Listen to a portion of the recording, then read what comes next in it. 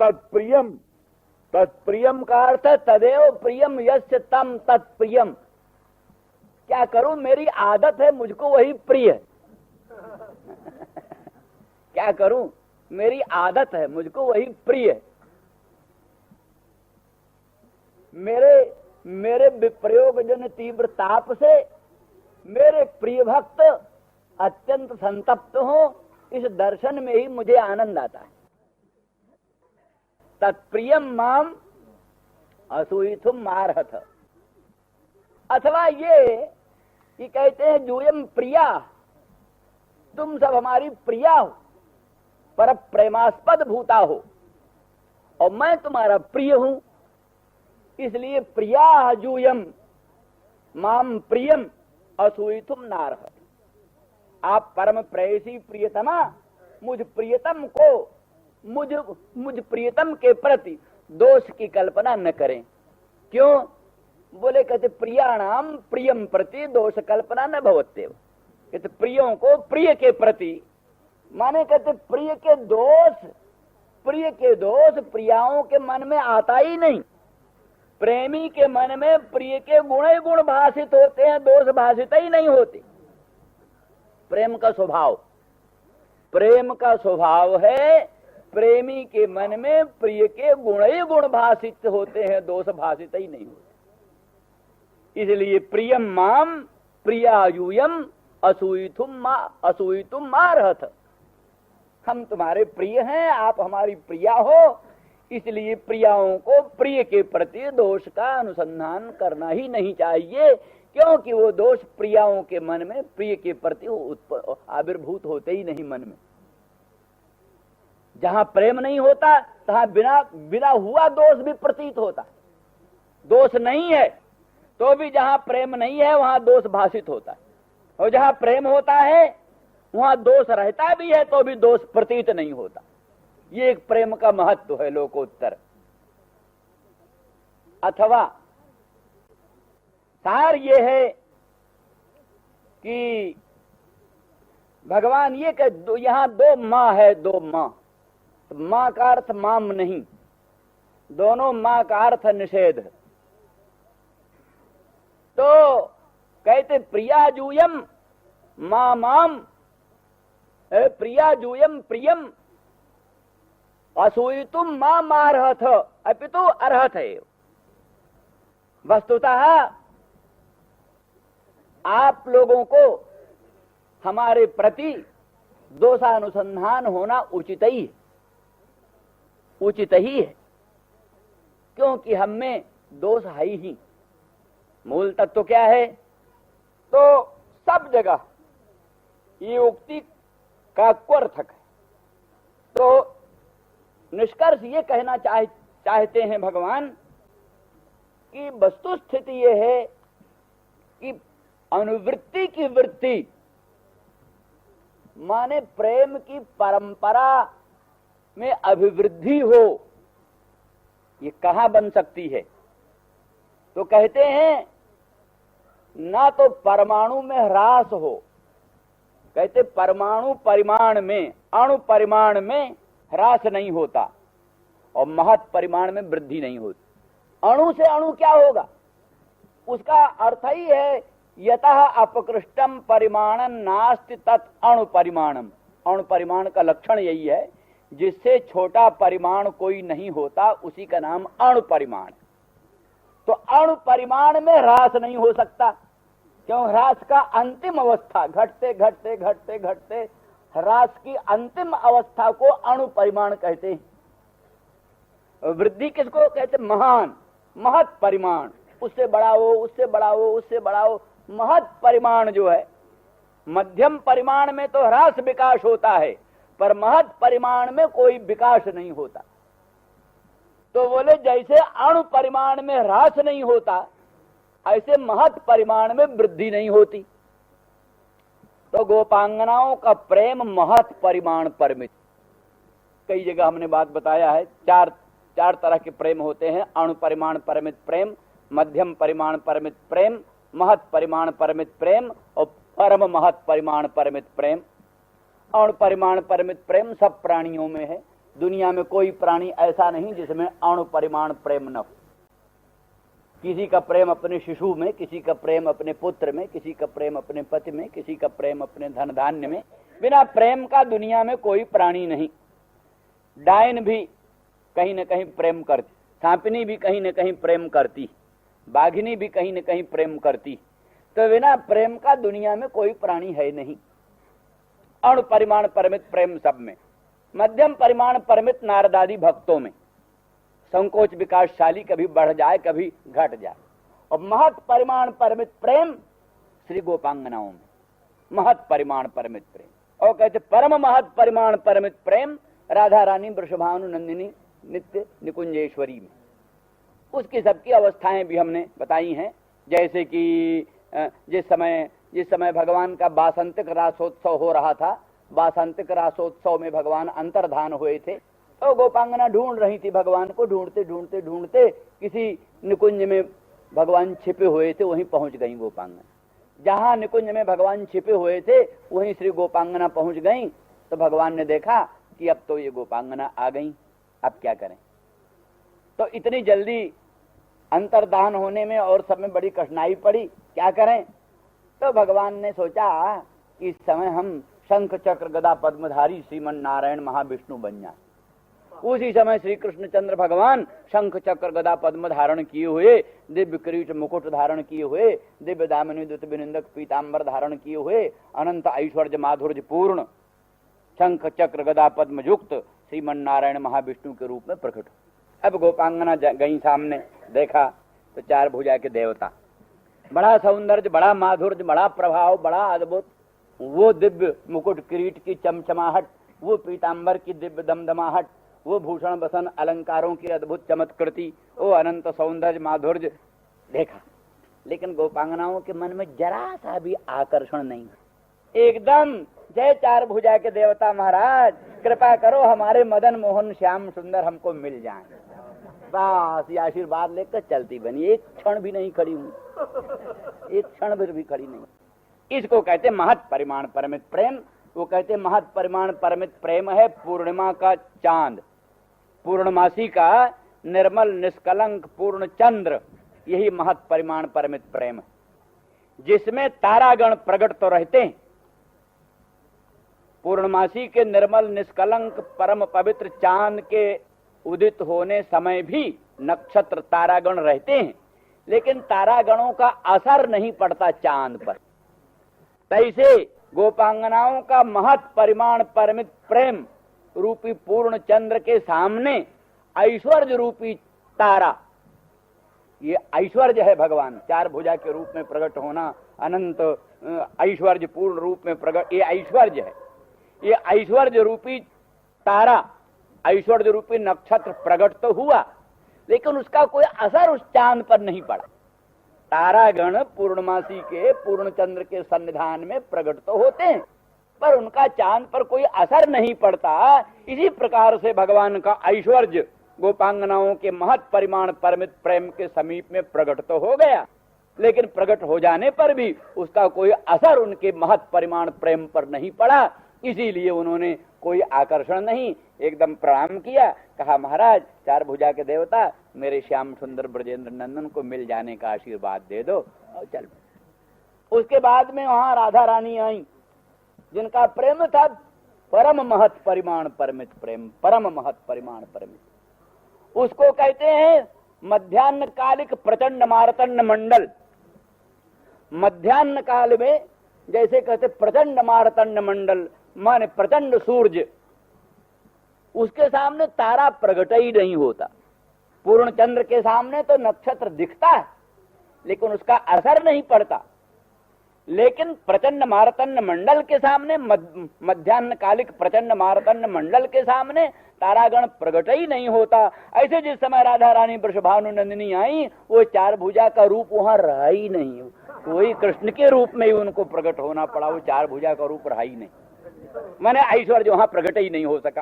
तो अस्तु ये सब बात रही, ये से तो प्रासंगिक आ गई, पर मूल मंत्र हमारा ये है कि उनका गोपांगनाओं का प्रेम महत परिमाण परमित प्रेम है, और महत में वृद्धि हो नहीं सकती।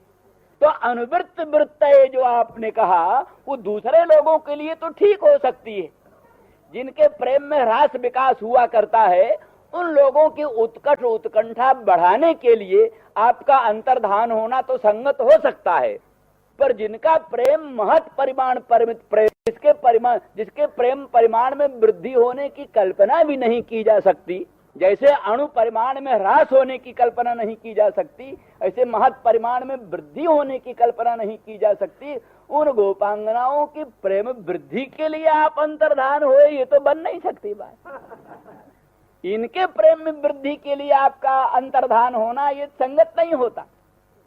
इसलिए श्री कृष्ण भगवान ये मानते हैं कि गोपांगनाओं, यद्यपि साधारण लोगों के लिए हमारा जो भजन करने पर भी ना भजन करना होता है, या उनके सामने हम तिरोधान होते हैं, अंतर्धान होते हैं, उनके मन में तो उत्कट उत्कंठा बढ़ाना उद्देश्य हो सकता है, पर तुम्हारे मन में उत्कट उत्कंठा बढ़ाने का कोई प्रश्न ही नहीं। तुम्हारा तो अनंत प्रेम क्षणे क्षणे वर्धमान है, क्षणे क्षणे गोपांगनाओं का प्रेम अभिवर्धमान ही है, उसमें कभी ह्रास होता ही नहीं, कभी ह्रास होता ही नहीं। इसीलिए यहाँ की विशेषता है कि दुनिया में तो जिस समय प्रियतम नहीं होते उस समय तृष्णा बढ़ती है, और प्रियतम के सम्मिलन में तृष्णा कम हो जाती है। पर गोपांगनाओं की विशेषता यही है कि जिस समय कृष्णचंद्र परमानंद कंद मिले रहते हैं उस समय भी उनकी तृष्णा उत्तरोत्तर बढ़ती ही जाती है, कभी तृष्णा में ह्रास नहीं होता। माने सम्मिलन काल में भी उनकी तृष्णा उत्तरोत्तर बढ़ती ही जाती है। इसीलिए ब्रज के भक्त लोग कहते हैं, तू मुख चंद्र चकोरी मेरे नयना, मिले ही रहत मानहु कबहु मिले ना। सदा मिले रहने पर भी मालूम होता है कबहु मिले ना, कबहु मिले ही नहीं। अरबरात निषदिन मिलबे को, अरबरात निषदिन मिलबे को, मिले ही रहत मानो कबहु मिले ना। निषदिन मिलने के लिए व्याकुल रहते हैं और सदा मिले रहने पर भी प्रतीति होती है मानो कभी मिले ही नहीं। कोई उनके वचनों को सुन करके यही कल्पना करेगा इस विरहिणी को जन्म जन्मांतरों से, जुग जुगांतरों से, कल्प कल्पांतरों से इसकी प्रियतम का सम्मिलन कभी हुआ ही नहीं, और जबकि वो सदा ही मिले हुए हैं, कभी क्षण भर के लिए भी प्रयोग हुआ ही नहीं। इस तरह से उनकी अवस्था है। तो वैसी स्थिति में दुनिया में उत्कट उत्कंठा और सम्मिलन दोनों एक साथ नहीं रहता। जब उत्कट उत्कंठा है, उत्कट लालसा तृष्णा है, उस समय प्रियतम नहीं। जिस समय प्रियतम सम्मिलन है उस समय उत्कट उत्कंठा तृष्णा लालसा नहीं। लेकिन यही ऐसी अवस्था है कि जहां जिस क्षण प्रियतम का सर्वांगीण सम्मिलन है, पूर्ण रूप में सम्मिलन है, अंतःकरण से, अंतरात्मा से, प्राणों से, रोम रोम से सर्वांगीण सम्मिलन है, उस समय भी सम्मिलन की उत्कट तृष्णा क्षणे क्षणे अभिवर्धमान होती है। ये विशेषता है। इसलिए यहाँ उत्कट उत्कंठा की वृद्धि के लिए अंतर्धान होने का कोई प्रश्न ही नहीं उठ सकता। इसलिए ये इतर जीवों के लिए तो ठीक है, भजाम्य मीशाम अनुवृत्त वृत्तये नाहंतु सख्यो भजतो जंतून। इसीलिए जंतून भगवान ने कहा जंतून, तो गोपांगना कोई जंतु थोड़ो न है, तो जंतु तो दूसरे जंतु होते हैं, गोपांगना जंतु कोटि भी नहीं।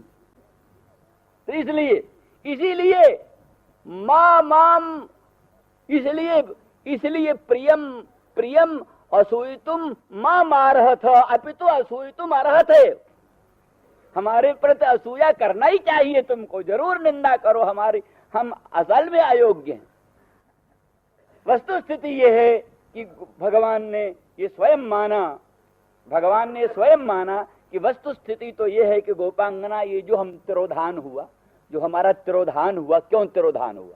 वो तिरोधान तो इसलिए हुआ कि अतीत और वर्तमान और भावी भक्तों को, जो भक्त बीत चुके, जो भक्त वर्तमान हैं और जो भावी भक्त हैं, अतीत अनागत वर्तमान भक्तों को ये दिखलाना था कि हमारे विप्रयोग जन तीव्र ताप का कितना विकराल रूप है इन गोपांगनाओं में हमारे विप्रयोग जन तीव्र ताप का कितना प्रताप है। कोटि कोटि सूर्य नारायण से भी अधिक ताप गोपांगनाओं को हमारे विप्रयोग जन तीव्र ताप की अनुभूति कितनी अद्भुत होती है, ये अतीत अनागत वर्तमान भक्तों को दिखाना था। इसलिए अतीत अनागत वर्तमान भक्तों को अपने विप्रयोग जन तीव्र ताप का लोकोत्तर प्रभाव गोपांगना निष्ठ रूप से दिखा करके संसार में तुम्हारे परमोत्कर्ष को प्रख्यात करना, ये दुर्बुद्धि मेरे मन में आ गई। इसीलिए मैं अंतर्धान होने की गलती किया। इसलिए तुम ठीक हमारी असूया करो, यही हमको अच्छा लगता है। इसलिए माँ असूई तुम मार थे माँ, इसलिए हमारी असूया करना उचित ही है। क्योंकि ऐसा खेल अरे ठीक है, आपको ठीक प्रिय लगता है तो भी क्या नाम है, प्रियजन प्राण स क्रीडनम, माने कहते प्रियजनों के प्राणों से क्रीड़ा करना, प्रियजनों के प्राणों से क्रीड़ा करना, ये क्या अच्छी बात है? तो इस तरह से एक निरर्थक अतीत अनागत वर्तमान भक्तों के मन में हमारे विरहजन तीव्र ताप का प्रभाव गोपांगनाओं पर कैसा पड़ता है, ये दिखाने के लिए ये अंतर्धान हो करके ये मरण कोट गुणित दारुण दुख उत्पन्न करना, ये तो क्या नाम है, प्रियजन प्राणी साहब क्रीडनम, ये तो क्या नाम है, प्रियजनों के प्राणों के साथ क्रीडन करना है, ये बिल्कुल अनुचित था। इसलिए तुम असूया ही करो, हमारी यही ठीक लगता है। अब फिर विशेष बात कल। श्री राम जय राम जय जय राम, श्री राम जय राम जय जय राम, श्री राम जय राम जय जय राम, राम जय जय राम, श्री राम जय राम जय जय राम। तो भगवान ने कहा, सखियो हम इन चारों में कोई नहीं। क्यों? आत्माराम तो हो सकते हैं। बोले आगे कहना है, प्रियम प्रिया, तुम हमारी परम प्रेमास्पद हो, परम प्रेयसी हो, हम तुम्हारे प्रयान हैं, प्रियतम हैं। इसलिए वो आत्माराम वाली बात छोड़ दो, वो यहाँ नहीं। वैसे भगवान तो आत्मारामों के आत्माराम है, वो कहानी अलग है, पर यहाँ वो स्वरूप नहीं विवक्षित है। भगवान कहते हैं हम आत्मारामों में नहीं। तो आप्त कामों में? बोले आप्त कामों में भी नहीं, क्योंकि अभी रास के आरंभ में तुमने सुना है क्या नाम है, भगवान पिता रात्रि शरदोत्फुल्ल मल्लिका वीक्षरंतुम मनश्चक्रे जोगमायाम उपाश्रिता। तो भगवान ने भी उन गोपांगना जनों की उत्कृष्ट प्रीति को देखकर और रंतुम मनश्चक्रे, रमण करने को मन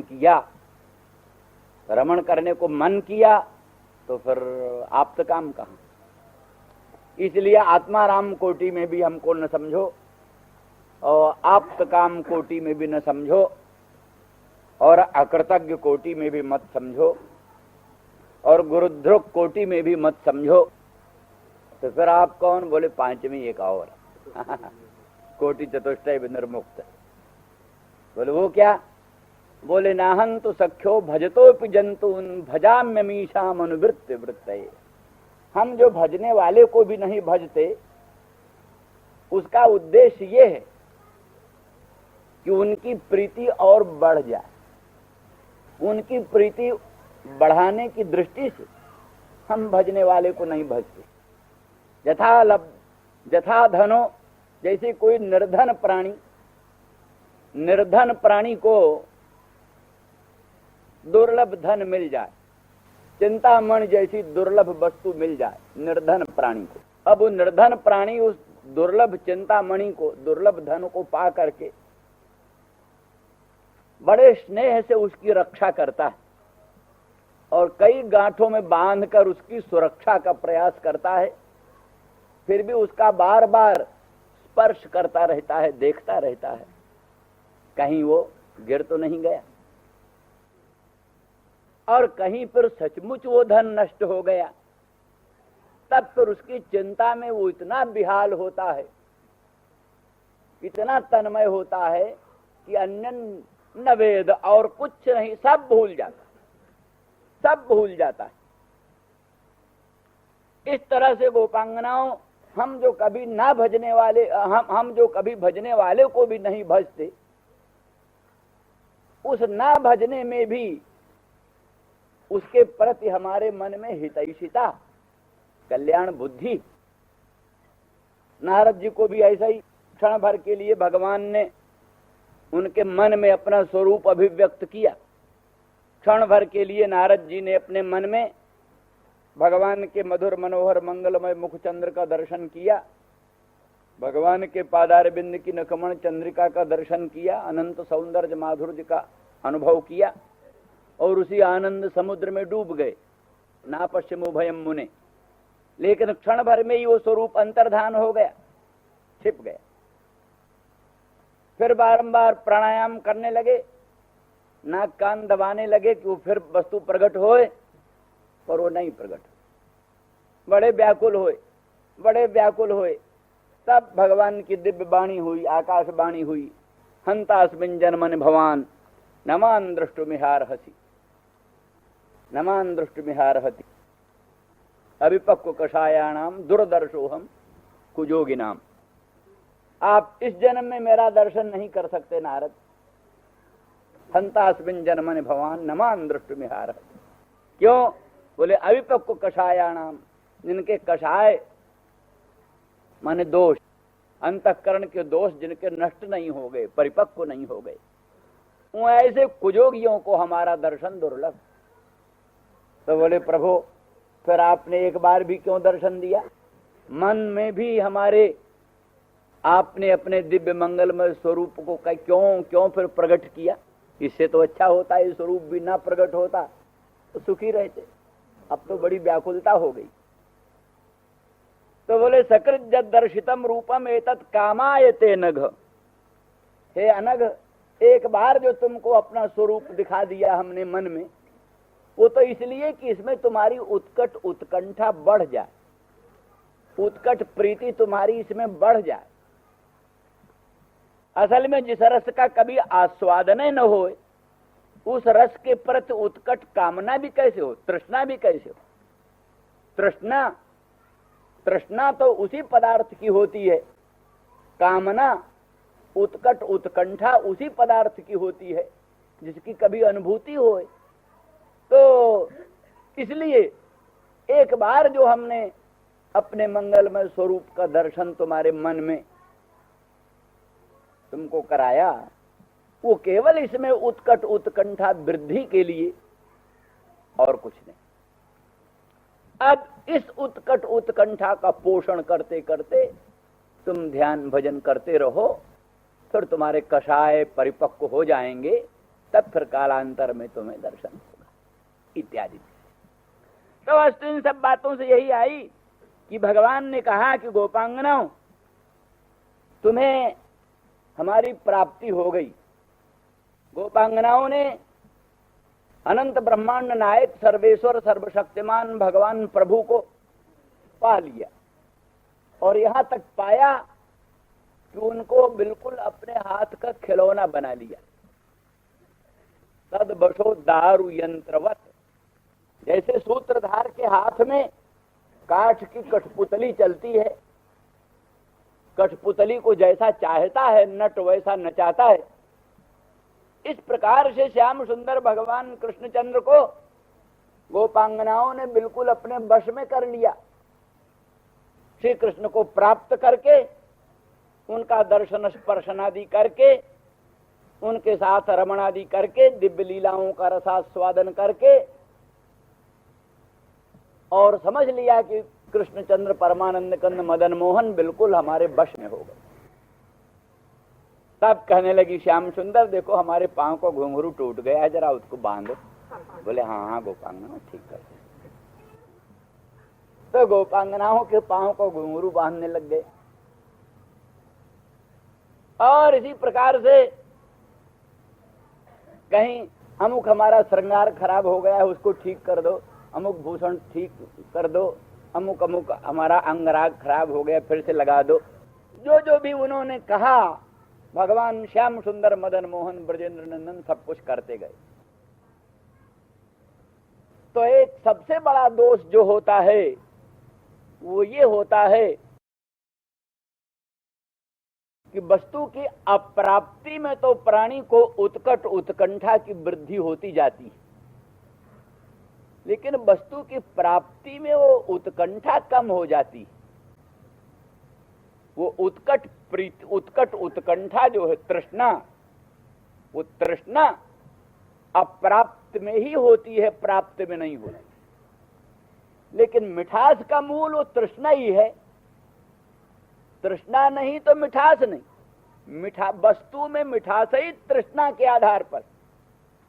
जिस वस्तु की प्राप्ति की उत्कट कामना नहीं, उसकी प्राप्ति में कुछ स्वाद नहीं। मधुर मनोहर पक्वान्न आपके सामने हो, अगर उसकी भूख न हो तो आपके लिए कौड़ी कीमत की।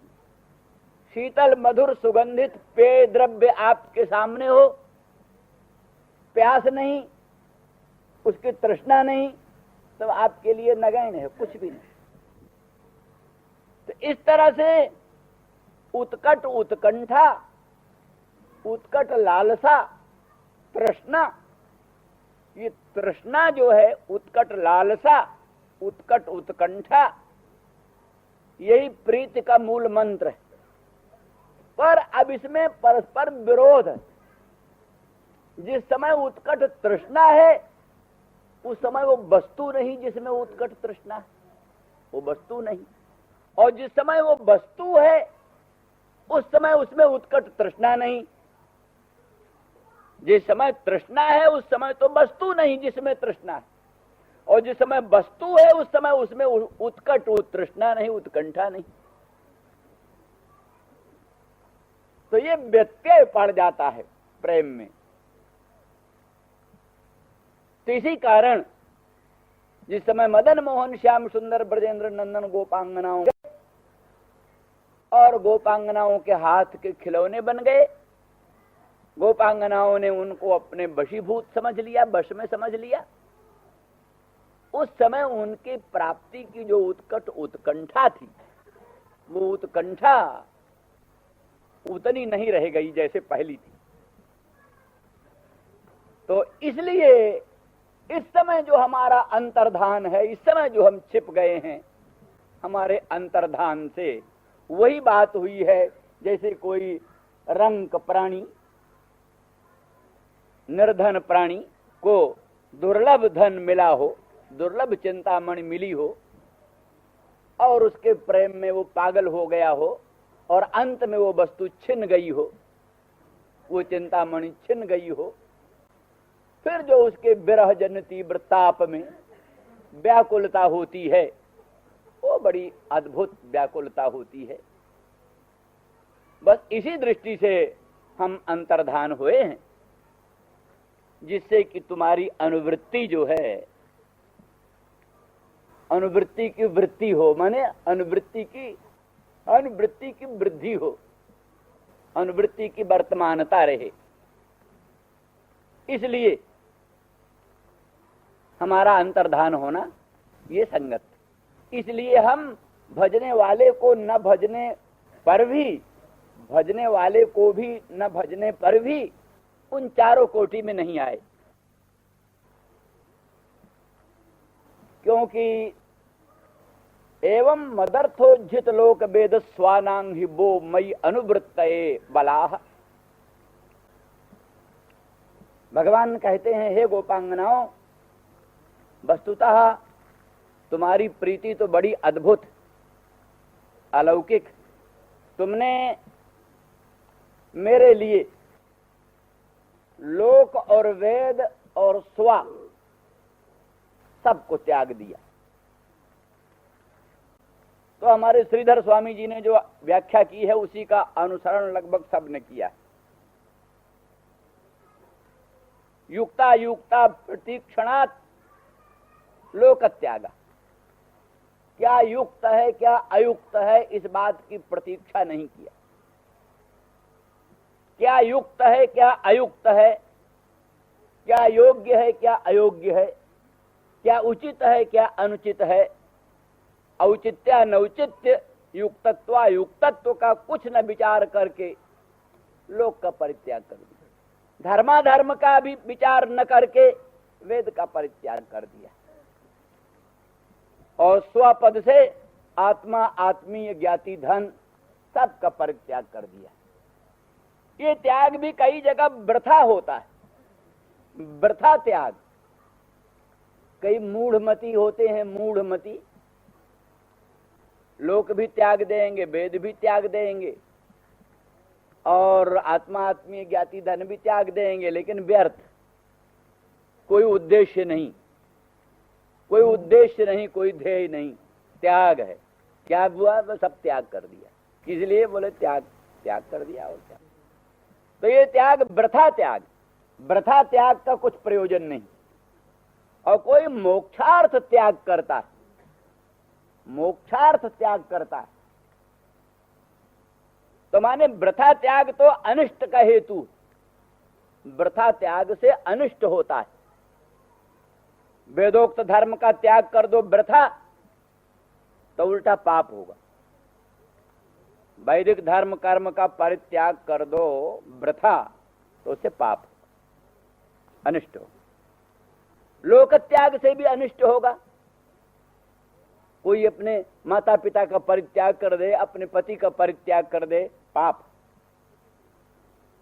तो माने जो ऐसा त्याग वृथा त्याग है, लोक का भी वृथा त्याग पाप है, वेद का भी वृथा त्याग पाप है। लेकिन इसी वस्तुओं का त्याग करो मोक्षार्थ तो पाप तो नहीं। मोक्ष के लिए लोक का परित्याग करो, मोक्ष के लिए वेद का परित्याग करो तो ऊंची बात है। लेकिन भगवान कहते इसका हम पर भार नहीं। मोक्ष के लिए अपने लोक का परित्याग किया, वेद का परित्याग किया, आत्मा, आत्मी, ज्ञाति, धन का परित्याग किया, मोक्ष के लिए त्याग किया, मोक्ष मिल जाएगा, हो गया, ठीक। जिम्मेदारी भगवान पर भार नहीं। लेकिन यहां तो मदर्थोज्जित लोक वेदस्वानाम, मोक्ष के लिए नहीं, वृथा त्याग नहीं, मोक्ष के लिए त्याग नहीं, मेरे लिए सबका त्याग किया। लोक का त्याग गोपांगनाओं ने श्री कृष्णचंद्र परमानंद कंद मदन मोहन के लिए किया। वेद का परित्याग गोपांगनाओं ने श्री कृष्णचंद्र परमानंद कंद भगवान के लिए किया। आत्मा, आत्मीय ज्ञाति, धन का परित्याग गोपांगनाओं ने श्री कृष्णचंद्र परमानंद कंद भगवान के लिए किया। तो भगवान के लिए जो त्याग है इसका भार भगवान पर। वल्लभाचार्य जी कहते हैं कि लोक वेद में ही आत्मीय ज्ञाति, धन सब आ जाता है। लोक त्याग में, वेद त्याग में सब आ गया, फिर स्वपद का अलग प्रयोग क्यों? तो कहते स्वपद का यहाँ शुद्ध आत्मा ही अर्थ है। आत्मा का त्याग, बोले आत्मा का त्याग हो ही कैसे सकता है? कहते आत्मा के त्याग का अर्थ है आत्म विषयक स्नेह का त्याग। आत्म विषयक स्नेह का त्याग, यही आत्म त्याग है। बोले वो कैसे हुआ? बोले इसीलिए तो दुनिया की अवस्था तो ये है कि आत्मनस्तु कामाय सर्वम प्रियम भवति, सब कुछ वस्तु आत्मा के लिए प्रिय होती है। दुनिया में सब वस्तुओं में जो प्रेम होता है वो आत्म प्रेम का शेष है। लेकिन गोपांगना आत्मा में भी प्रेम इसीलिए करती हैं कि वो भगवान श्री कृष्णचंद्र परमानंद कंद के सेवा के काम में आ गए। वो आत्म प्रेम के लिए कृष्ण में प्रेम नहीं करती, आत्म प्रेम के लिए कृष्ण में प्रेम नहीं करती, किंतु कृष्ण प्रेम के लिए आत्मा में प्रेम करती। अपने में भी उनको इसलिए प्यार है कि ये भगवान श्री कृष्णचंद्र परमानंद कंद मदन मोहन की सेवा के काम में आता।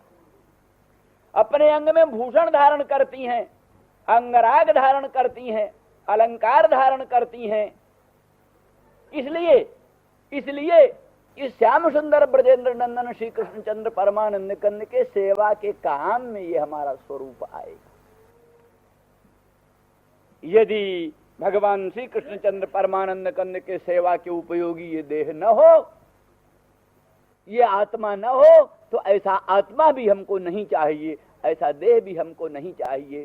तात्पर्य है यही तो तत्सुख सुखित्व और स्वसुख सुखित्व, यही तो अंतर है। स्वसुख सुखित्व होता है अपने सुख में सुखी होना, हमारे अपने सुख के काम में जो आए उसी में हमको सुख, स्वसुख सुखित्व, अपने सुख में सुखी होना। तो ये संसार के लोग अपने सुख में सुखी होते हैं। गोपांगना अपने सुख में सुखी नहीं, वो तो श्याम सुंदर ब्रजेंद्र नंदन मदन मोहन के सुख में सुखी। उनको कैसे सुख होगा?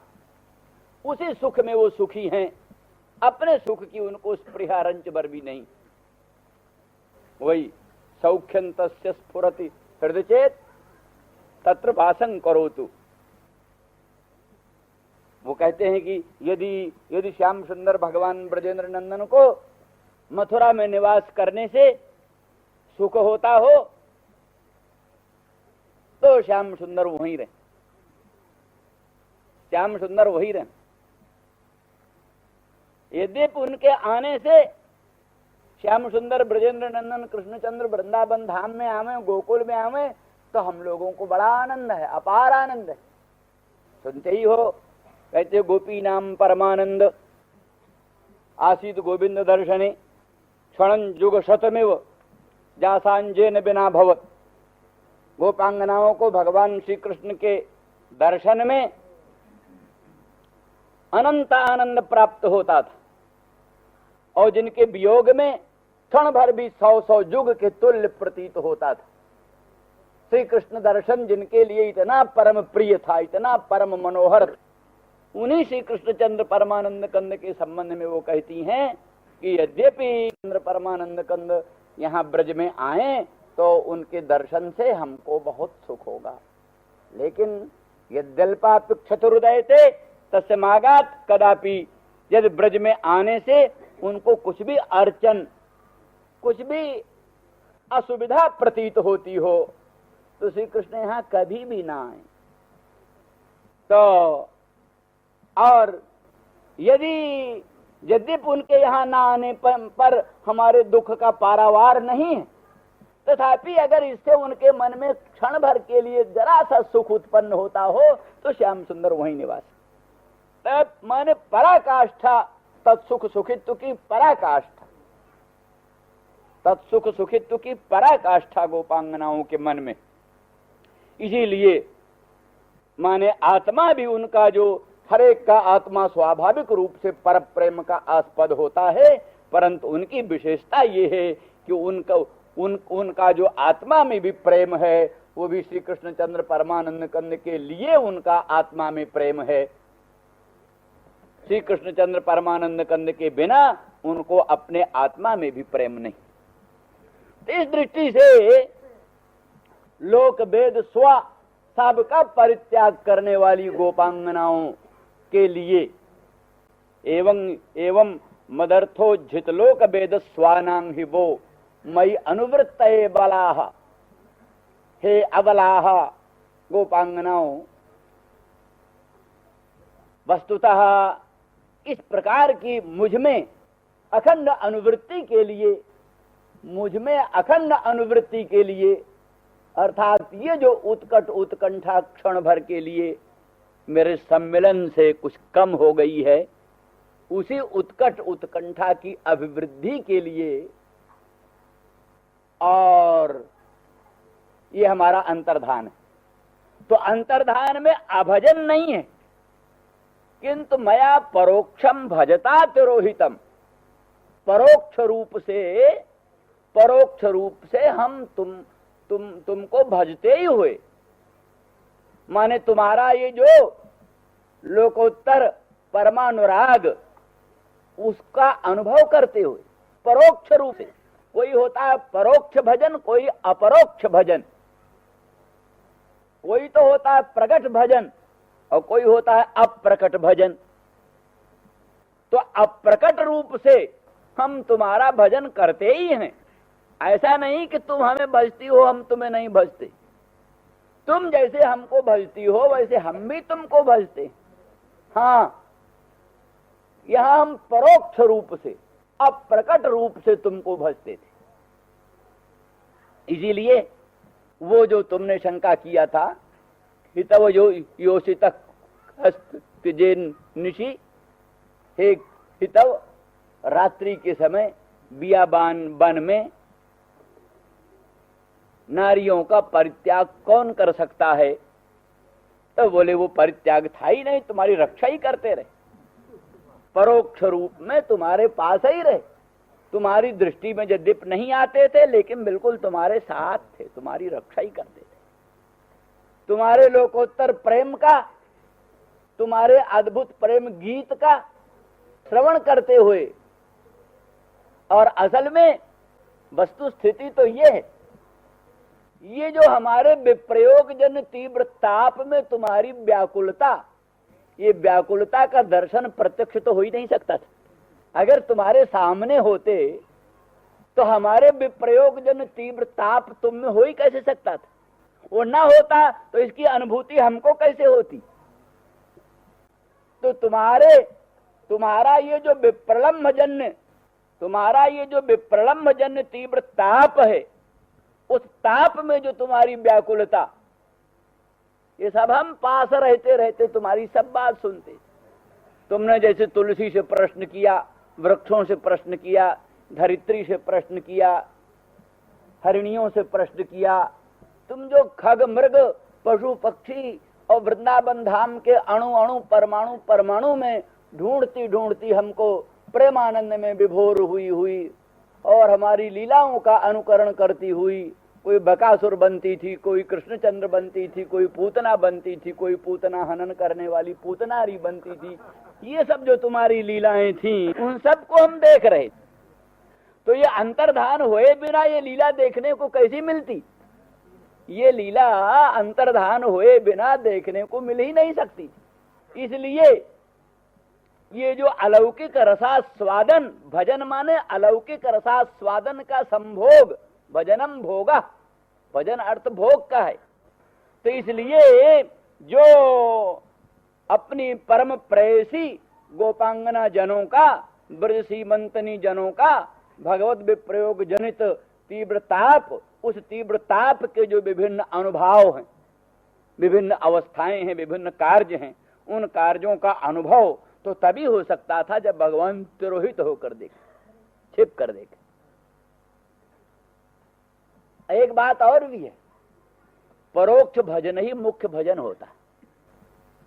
जो छिपकर भजन, एक भक्त थे, उनकी भावना थी, कहें भाई हम भगवान का भजन तो करें लेकिन भगवान को पता न लगे तो, प्रभु को पता न लगे तो भगवान का भजन करें। माने ऐसा भजन करें कि प्रभु को भी पता न लगे। तो असल में ये भजन सर्वोत्कृष्ट है। दूसरा भजन तो दिखावटी हो जाता है कि भगवान को मालूम पड़े कि हाँ हम भी भजन कर रहे हैं, परंतु वो भजन कि प्रभु को मालूम भी न पड़े और हम भजन करें, बड़ी ऊंची बात। तो इस तरह से भगवान ने कहा, श्री कृष्णचंद्र परमानंद कंद ने कहा, गोपांगना गोपांगना हम तुम्हारा परोक्ष भजन कर रहे, अप्रकट भजन कर रहे थे। भजन का दोनों अर्थ, एक तो यही है कि वो जो विप्रलम्भ जनित जो तीव्र ताप से उद्भूत विभिन्न अवस्थाएं, उनका हम रसास्वादन करते रहे। दूसरी बात यह है कि परोक्ष रूप से तुम्हारा रक्षण करते हुए, जब तुमको बहुत गर्मी हो जाती है तो पंखा झलने लगते थे, जब बहुत कष्ट होता था तुमको संभालते थे, और किसी प्रकार की जो भी किसी प्रकार की प्रतिकूल अवस्थाएं आती थी उनके निवारण करने के लिए सर्व प्रकार का प्रयास करते हुए बिल्कुल तुम्हें संभालते हुए तुम्हारे पास रहे। इसलिए मया परोक्षम भजता तिरोहितम, तयतावता अभजन सिद्ध ही नहीं हुआ।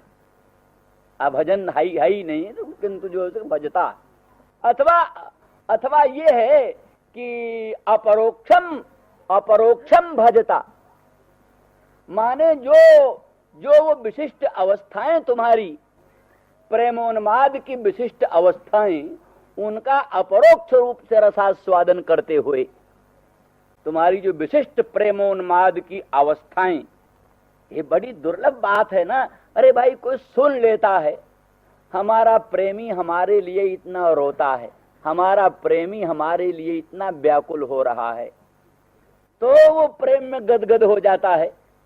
और जहां वो प्रत्यक्ष देख रहा है, जहां श्री कृष्णचंद्र परमानंद कंद अपरोक्ष रूप में देख रहे हैं कि हमारी प्रेयसी गोपांगना हमारे विप्रयोग जन तीव्र ताप में कैसी बिहबल हो रही हैं, कैसे प्रेमोन्माद में एकदम देह गेह सब कुछ विस्मृत करके और कोई अद्भुत ताप जनित आनंद समुद्र में बिल्कुल निमग्न हो गई हैं। इस अवस्था को देखते हुए बोले ये बड़ी अद्भुत अवस्था है, प्रेम की बड़ी ऊंची अवस्था है। इस अवस्था को अनुभव करते हुए भगवान ने कहा मया परोक्षम भजता तिरोहितम तन तन मां सोहितुम मारहथ तत्प्रियम प्रिया। तो बोली तो फिर ठीक है, तो आप तो परोक्षम भजता, परोक्ष रूप से या अपरोक्ष रूप से आप भजते हुए आप तिरोहित हुए, परंतु आपके तिरोधान से जनित जो गोपांगना जनों को ये मरण से भी कोटि गुणित अधिक संताप, इसका हेतु तो बना ठीक